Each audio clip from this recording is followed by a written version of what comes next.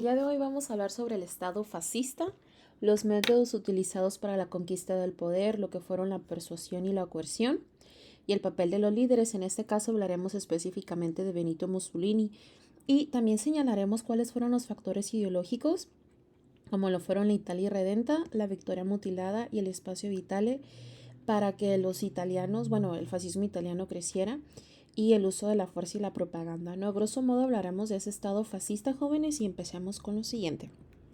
El estado fascista. Antes que Mussolini asumiera el poder como tal en Italia, ya sabemos que la marcha sobre Roma fue un papel fundamental para que él pudiera obtener el poder.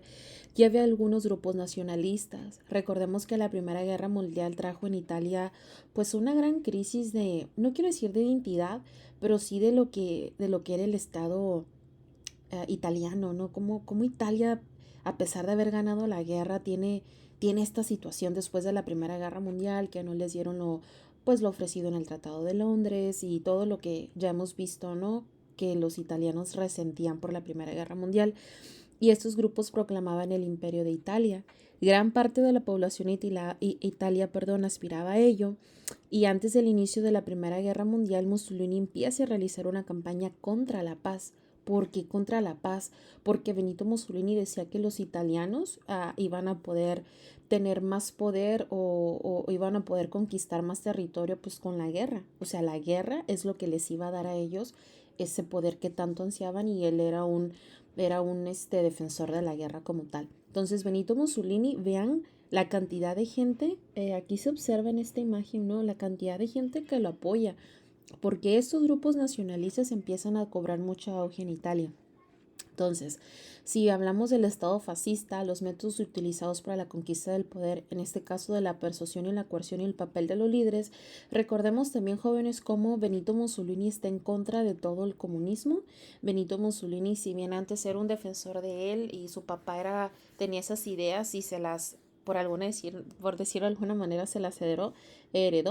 Después de la Primera Guerra Mundial, él cambia por completo sobre todo, o sea, ya regresando a la guerra es como trae una idea completamente diferente, ¿no? De lo que tendría que ser Italia, ¿no? Y cómo tendría que liderarse, y claro, no era a través de los grupos comunistas. Entonces Mussolini en 1914 pues ve en la guerra la oportunidad de traerle más territorios a Italia, como yo les había dicho, si participaba en la guerra. Antes de la contienda funda su propio periódico llamado Il Popolo d'Italia, especialmente quería nuevos territorios en Europa y en África. Empresas como Fiat, jóvenes, por ejemplo, y sabemos que Fiat hasta nuestros días, apoyaban esta causa.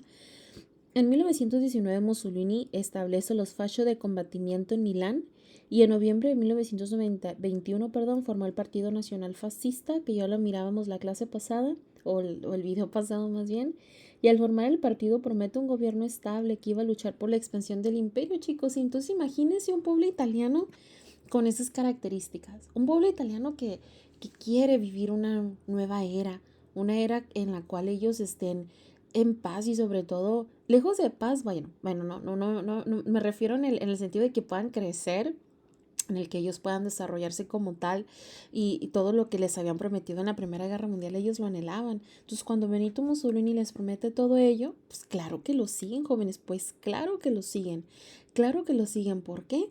Porque Benito Mussolini les está prometiendo aquello que ellos anhelaban. Entonces, fíjense lo que dice aquí este cartel, hay más o menos una traducción.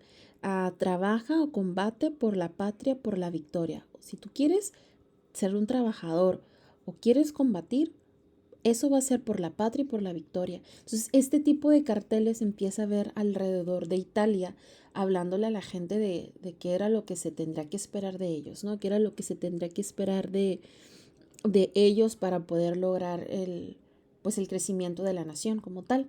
Entonces, recordemos, la marcha sobre Roma fue una estrategia para obtener el poder. Si hablamos de cómo Benito Mussolini obtiene el poder, a través de sus discursos, Mussolini expresa su rechazo a los tratados de paz después de la Primera Guerra Mundial. Había protestas, chicos, en toda Italia por la situación que vivía el país. En Italia había un descontento, muy grande, porque Italia, chicos, pues realmente no había logrado, o sea, sí había quedado del lado de los vencedores en la Primera Guerra Mundial, pero finalmente los italianos no habían logrado posicionarse en el mundo como tal, ¿no? O sea, ganamos la guerra, pero ¿dónde estamos? O sea, no tenemos nada, ¿no? Los que lideran son los franceses y los ingleses, nosotros no. Dentro del gobierno, los liberales y conservadores se mostraron impotentes ante la situación que se estaba viviendo y el fascismo le brindaba soluciones, a la situación de pobreza y descontento social y desorden social, que es pues, prácticamente lo mismo, ¿no? Porque el gobierno no era capaz de poder solventar sus necesidades. El 24 de octubre de 1922 amenazó con tomar Roma de una manera violenta si no le cedían el poder. Y recordemos que sus camisas negras ya tenían una famita en Italia, ya tiene una fama en Italia de ser violentos y que la violencia iba a ser o sea, con la violencia ellos iban a lograr lo que sea. Entonces, al Benito Mussolini amenazar, ¿no? Esa marcha sobre Roma y 40.000 fascistas de toda Italia marchan hacia Roma para exigir que Mussolini se convirtiera en el próximo líder. Les dijo que si era necesario usarían la violencia, pues después de 4 días el rey otorga el poder, ¿no? Le otorgó el poder a Benito Mussolini y posterior a ello se realizó un desfile para celebrar la decisión del rey de Italia de ser un país parlamentario y tener un primer ministro, pues tenemos ahora un sistema fascista, ¿ok? Tenemos un sistema fascista con el duce, ¿ok? Como se le empieza a conocer como su líder, ¿no? Como el líder de todo, pues de toda Italia. ¿No? Y la gente, o sea, lo amaba, lo querían mucho por todo lo que él les había prometido que podría lograr. Y vamos a ver más adelante cómo sí logra algunos aspectos, ¿ok? Pero ¿a qué costo? Vamos a ver el costo tan grande que tuvo que pagar, pero eso lo miraremos más adelante. Entonces, fíjense chicos, a la par de todo esto, los métodos utilizados para la conquista del poder, la persuasión y la coerción, el papel de los líderes, hay factores ideológicos que pesan mucho para que Benito Mussolini tome el poder. Tenemos lo que se le llamó la tal irredenta, la victoria mutilada y el espacio vitale, que ahorita vamos a hablar de cada uno de ellos. Para empezar, ¿qué es eso de la Italia redenta? Había lugares italohablantes que debían pertenecer al reino creado desde 1861. Estos lugares hispanohablantes vivían en territorios vecinos, pero no eran parte de Italia. Toda esta parte que ustedes observan aquí como pues de verde, ¿no? Saboya, ¿no? Ticino, no sé, Niza, ¿no? Todos esos lugares, Dalmacia, esos lugares, los italianos decían, aquí se habla italiano y como por qué no nos pertenece, ¿ok? La Italia redimida o la Italia redenta no podría estar completa sin ellos, por lo que el objetivo del Estado era integrar estos lugares al Estado fascista italiano. Mussolini a partir de esa idea señaló que el imperio se debía extender por toda Europa y África. Entonces, fíjense, jóvenes, la gente está dolida por lo que sucedió en la Primera Guerra Mundial, ¿ok? Que no les dieron lo que se había estipulado en los tratados de Londres. La gente empieza a apoyar a Benito Mussolini y esos factores pesan mucho. O sea, el hecho de decir, bueno, todo esto nosotros peleamos, nosotros se supone que en los tratados de Londres nos deberían de dar más, porque no nos dieron lo que nos correspondía. Bueno, y Benito Mussolini vendía esa idea. No estamos completos sin ellos, ¿ok? Tenemos otro factor muy importante que va de la mano con este que se le llama la victoria mutilada. Una vez terminada la Primera Guerra Mundial, Italia no recibió los territorios prometidos en el Tratado de Londres.